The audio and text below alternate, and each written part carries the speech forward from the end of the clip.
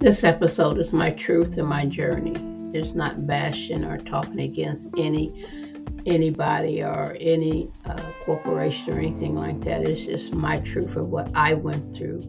And thank you for listening. Have a blessed day. Thank you.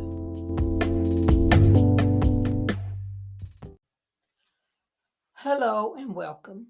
Today I want to talk about letting go. Um,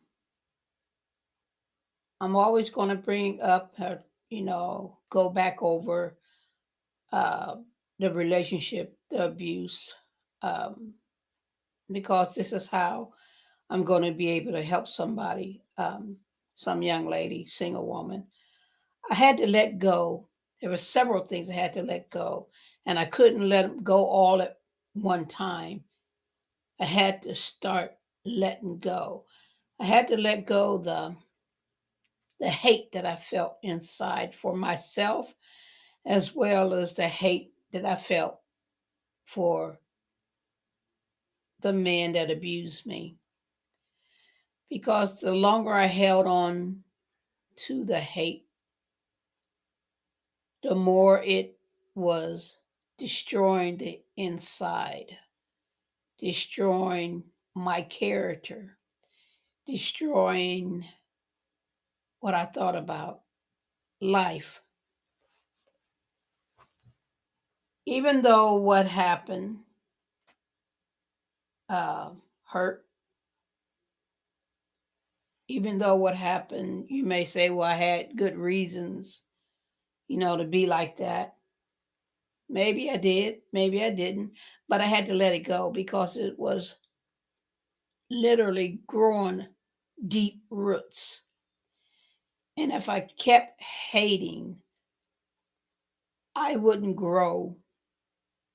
I wouldn't take steps to go forward. I would just sit and just waddle in that hate because I felt, well, I had every right. I have every right to be like this. He hurt me. He did things to me, and I hate him for doing what he did. But I wasn't hurting him, I was hurting myself. I wasn't destroying him, I was destroying myself. I had to examine myself and tell myself, get up, get it together, let it go. That didn't happen overnight. It didn't happen in a couple of weeks, a month. It took some time to let it go because I was in it for so long. And that I felt that I have every right to continue to hate this man. Inside, I hated him. Outside, I wouldn't say that to my children. Inside, I was just plain disgusted with myself. I didn't allow my children to be a part of that. Because if I would have told my kids how much I hated their father, that would make them feel that it was okay to hate people. It's okay to speak evil against people. So I didn't want that kind of training for my children. So when I got up, I would get up and I would say, Lord, help me. It's there. Help me. I need to be better and let this go. And the more, I thought that I was doing good and it was working out, I was getting better. And I thought that, I conquered this and that. It is all good. But it's always going to be something that's going to spark that thought, that vision, that day, what happened is going to come back in your mind when you least expect it. And I had to deal with this daily. I couldn't take time off and say, I'm not going to deal with it today. I'll deal with it next week. The longer you put something off, the greater it gets. The longer you say, I don't need to work on this, the stronger it gets.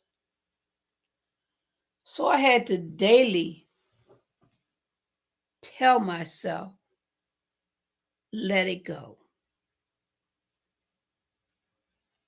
You're out now. Let it go. And when I would look at myself in the mirror and I would say to myself, you could do it. You got this. It'd be all right. It was okay. I was, about a week, 2 weeks, 3 weeks. But then because I kept things to myself and wouldn't talk to no one about it because I was afraid of what they would think about me, how they would look at me, what their thoughts would be, I kept it to myself. I called one time uh, for women that's been raped. I called and I said, I need to talk to somebody about what I went through. And this is exact words I heard. The individual say to me, is there any way that you could call back? We're kind of busy right now. And I hung up and never called back again. I don't fault the place itself. Maybe the young lady that, I said that to, maybe she wasn't trained right. Oh, I don't know. But, things have changed now. It's not like it was back then. Things have changed. Improvement has taken place in these facilities where you could call and talk to a counselor.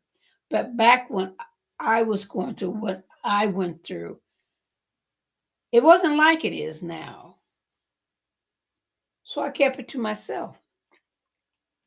I would go about my, daily life.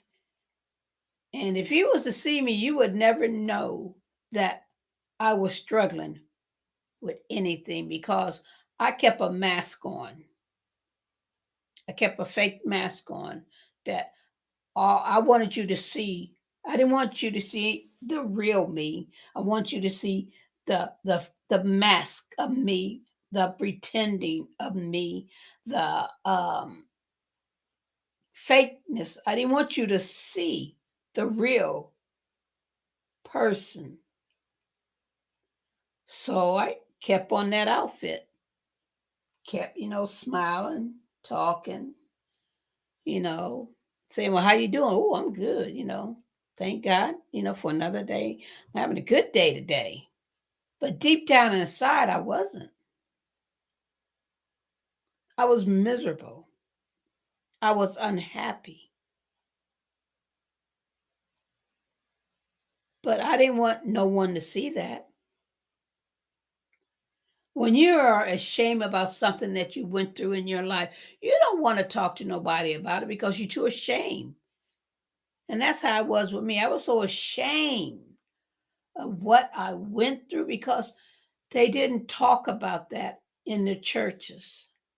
They didn't talk about um, abuse in the church when I was coming up, when I was in the church, when I didn't hear it.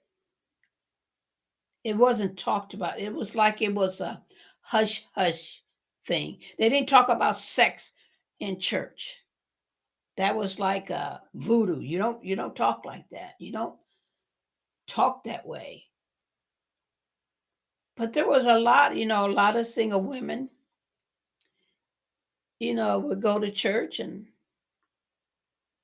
would be in, relationship with the guy, their boyfriends, and they would be struggling, going through. But you never heard the topic about let's talk about sex, sexual abuse. I didn't hear that. It wasn't talked about. It was something that it was kept like what you do in your bed, you keep it there. Don't tell us nothing about it. And I never heard where you had meetings and go and the young ladies would talk about what's happening. You didn't hear it. So, I felt that, single women were excluded from the church. They had a lot of things for married people, couples, and they had things for people that were engaged, but they never had classes for single women. See, like single women were excluded from everything. When they had, you go to when you would go to the your kids' school, they would have get-togethers, picnics, and you go to the picnic. It's always husband and wife, boyfriend, girlfriend, but it was never individual program for single women. I never could understand that. I didn't understand why that we were part of the church, but we weren't excluded in a lot of things that was taking place. When they had conference for married people, conference to help you when you're getting your marriage, you're engaged. They had counselors, to counsel, you before you get married to tell you all, but they never had any programs for single women. So I know, as a single woman that I just felt excluded from the church, but I went to church, but I couldn't find my place. Even though, I was a Sunday school teacher, I got my ministry license. I went and I ministered, different places. I talked to different women, but they never that I knew of had a singles conference. But I didn't give up on the Lord.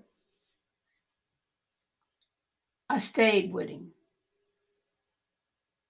And every day I would tell myself, it's going to get better. And I had to constantly ask the Lord to help me to remove this hate out of my heart for this man, for myself, because I can't grow like this. I really can't really help anybody like this. But I sought the Lord because I didn't want to keep having this in my life. I wanted that. out of my body, out of my system, out of my thoughts, because it was destroying me. And the Lord helped me. And I thank God for that. He helped me to get past that hate where I could say, I thank you, Lord. I thank you. Because as long as you hold on to the hate, it will grow. It will grow so that you will not want to have anything to do with nobody because you're so full of hate. And if you don't get rid of the hate, it becomes a rage. And you'll start looking